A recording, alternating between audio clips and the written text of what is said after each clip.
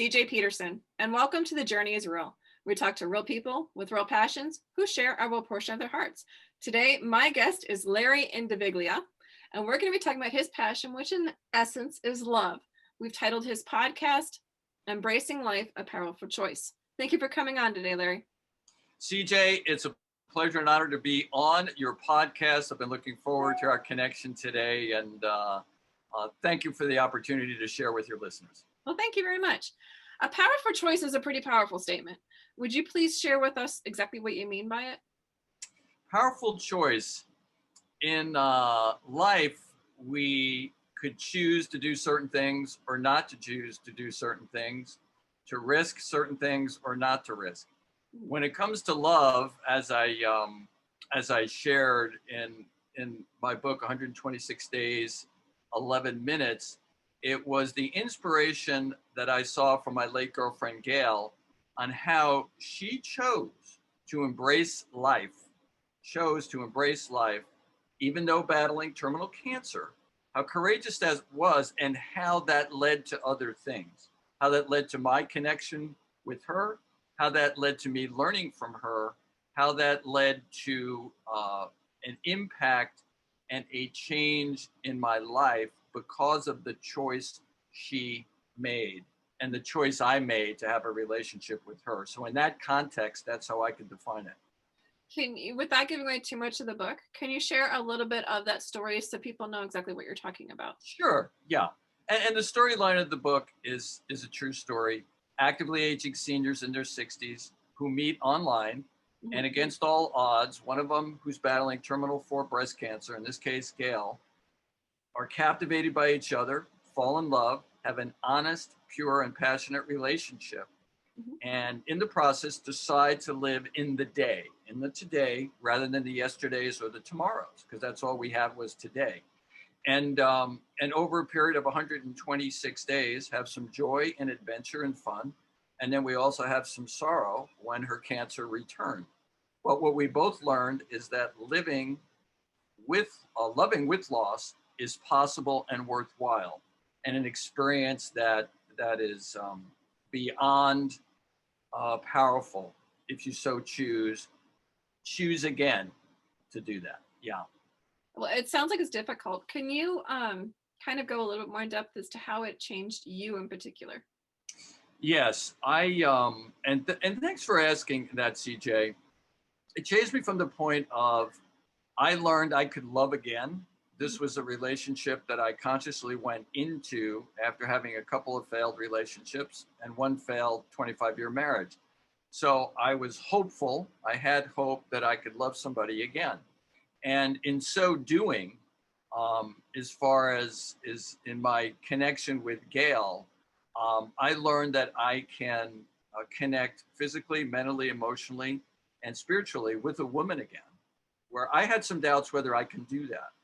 And Gail, because she opened up and was transparent and also decided to embrace life and made that choice, I experienced so many things that I would not have in this relationship. So again, that one person can make a huge difference in your life, and to then inspire you to do things, to lead, and to really reach out and connect maybe on levels that you wouldn't have before. That's really what I learned. Yeah. So since Gail has passed, what does your world look like now? The world now is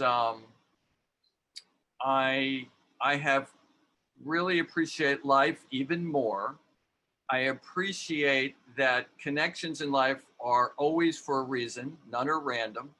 I am a man of faith, so I do believe that God has a plan for all of us and brings people into your lives, sometimes very short period of time, and CJ, sometimes longer. And in my case with Gail, she broke open my heart, not broke my heart, broke open my heart so I could love again at some point and live my life in a more complete way, and to appreciate my journey even more, and also to always remember the lessons that I learned from her. So the place I'm in now is actually in a stronger space physically, mentally, spiritually, and emotionally. Sounds contradictory after you lose somebody, and it was a great loss, but the gain. Nicholas Sparks says, the great writer, the greater the love, the greater the tragedy. When it's over, the two elements are always together. And sometimes, CJ, the greater the loss is the greater the gain. And I know it sounds self-serving, but I have to transparently tell you that's how I feel, and that's how I'm living my life now. Yeah, it actually doesn't. It goes along with that saying, what doesn't kill you makes you stronger. And it's like when you experience extreme heartache, which especially those who have either lost a loved one or experienced divorce, you reach a point of being done. It's part of that grieving process. And when you find somebody who helps open that back up for you, you just want to share it with the world. You had somebody open it back up for you, but then you lost that person again over time. But that person has shown you specifically how to love more. Can you give me some specifics on like the before and then the after, so people can kind of understand where you're coming from? Yeah.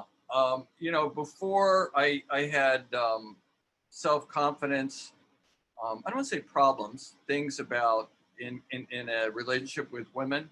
I wasn't really super confident in a lot of ways. And I think that hurt me because I either held back or acted a certain way. Then after my experience with Gail, on all levels, I feel I have a better self-awareness and I feel more self-confident in coming into a relationship. As far as before and after, again, too, I understand the importance of core values even more. How standing in your truth is very, very important, especially through adversity, because that will be tested. And it could be tested in a lot of different ways. And standing in your truth and your core values is really, really important. I've always had those, but they've been strengthened even more. And finally, the life is like a circle. The end of one journey is the beginning of another one. How precious life is, and the importance of today, CJ. Today I'm with you today and having a great conversation and creating a great day. That's what we have is today. We don't know what's going to happen tomorrow. So I do live in the today and appreciate the today more. I really do. A lot of times when things happen to us, it seems like the world is done. Some people realize and some people don't. If they followed along with me, they realize that in 2016, I went septic. I literally died on the table, had to be resuscitated. Prior to that point, I had the Holy Flame trilogy was out and the Grace Restored series was out. And I had the first book of the Divine Legacy series ready to go when I went septic. And so it took me a long time to recover from that. I mean, you would think, hey, she's home, she could write, but you really can't because you're on pain medicine. You're dealing with I understand. and a lot of recovery from it. But ever since then, I figured, you know what? God's given me a second choice, a second chance. And so I took that second chance. I not only sent out the Divine Legacy series as a whole has won Best Christian Fiction Series. Book 2 won first place in adult fiction. Book 3 won third place in adult fiction. Book 4 won first place in adult fiction.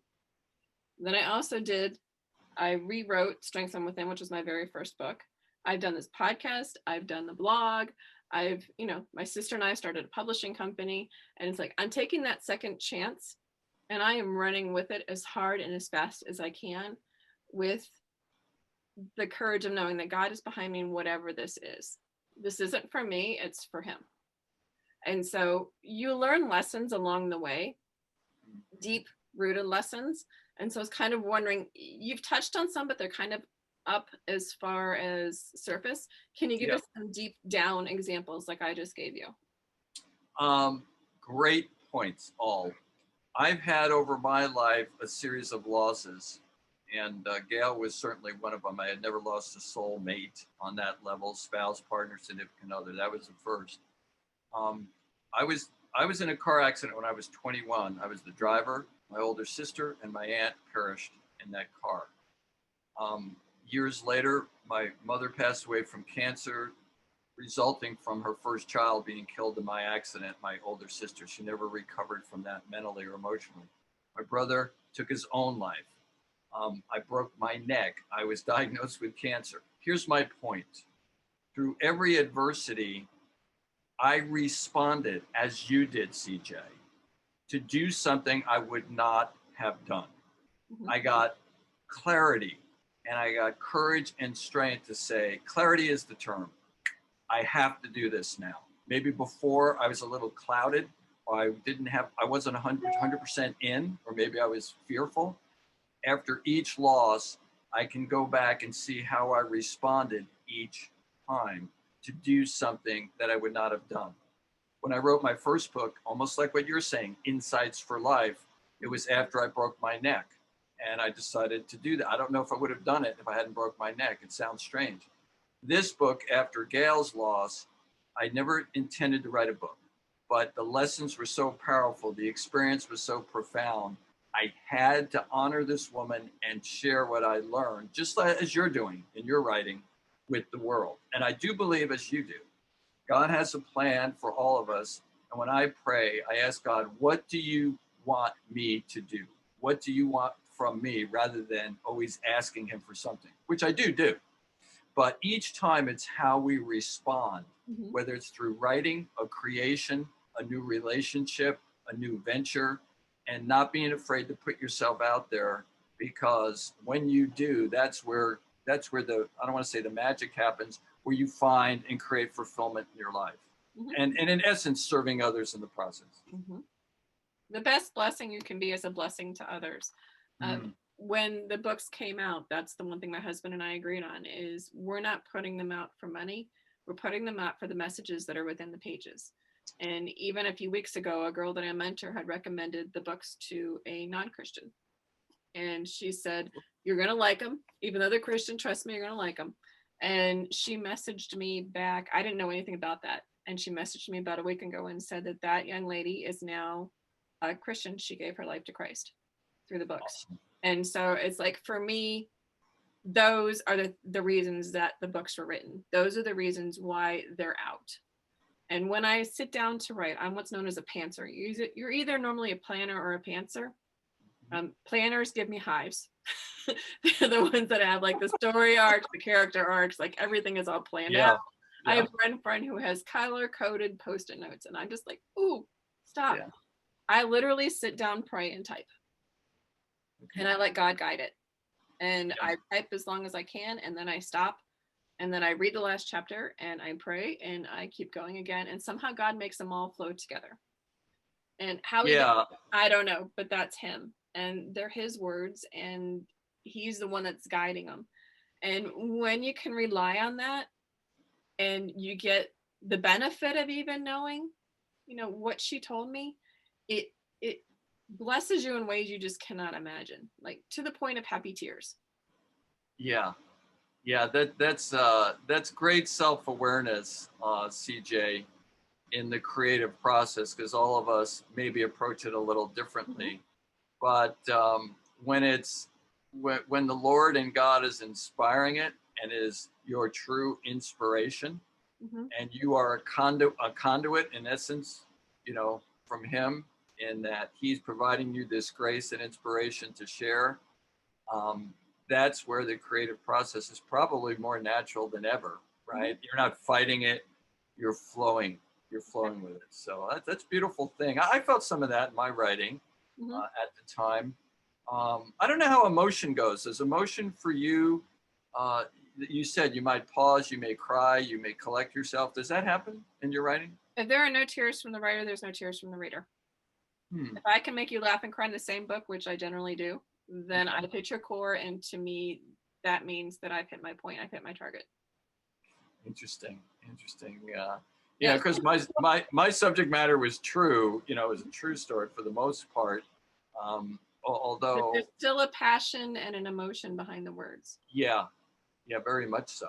Very much so. Yeah. And the fact that it's true. I mean, how many movies have you watched that are literally based on a true story, and they hold a lot more water than something that's fictional? Yeah, I think all of us emotionally, align or connect maybe deeper, right? With maybe a true story perhaps rather than a fictional story, although fictionals can be beautiful as well. But Well, yeah, and my stories have portions of my own story within them. I'm not going to tell you which ones they are, but no, I got to read them. but they are in there. So for people who want to find out more about you and your books, especially the book about Gail, where can they find you online? Yeah, online, a couple of ways. Just email me directly at lindiviglia@gmail.com, LINDIVIGLIA.com, or at gmail.com. That's one way. If you want to follow me on Facebook, it is at Lawrence Indiviglia. I use Lawrence instead of Larry, at Lawrence Indiviglia on Facebook. And those are the two best ways. And I could always send you more information from there. And I'd be happy to, to share anything I'm doing, and certainly more about the book or anything else a person may need or want from me. Yeah. So I know that you've written the book. Are you considering ever making like a work journal or something to go with the book? To kind Thanks of for dive in asking, deeper? CJ. Yes, I am. And I'm working on that now as far as, lessons from 12611. And just as in your writing, I think when somebody reads something, a deeper read, you want to read it again. Mm-hmm. You read it, you put it down, you process, but then sometimes you don't get a fuller appreciation until maybe you read it for a second time. Mm-hmm. And sometimes a workbook or something in a concise, focused way to pull out the lessons or maybe the questions, right, to ask a person about the particular read. What did you think about this? What did you think about Gail's action on day 23 of the, just to really process maybe deeper lessons within the read itself. Yeah. Now, what are the two books called that you have out again? The first one is called Insights, IND, Insights for Life. Okay. Rising Up, Reaching Higher Together. And that was published in 2010. It is available on Amazon Kindle or Audible only. Okay. And then the second book, which was just launched October 2nd, 6th rather, 126 Days, 11 Minutes, Our Love Story, which is also available on Amazon in paperback or Kindle. Okay. And awesome. those are the two reads, the two books I published. Yeah. Awesome. Well, thank you for coming on. I really appreciate that. And I appreciate you sharing your heart. We have about three or 4 minutes. Is there anything you'd like to add? CJ, number one is thank you for all the service and all the beautiful work and meaningful work that you're doing.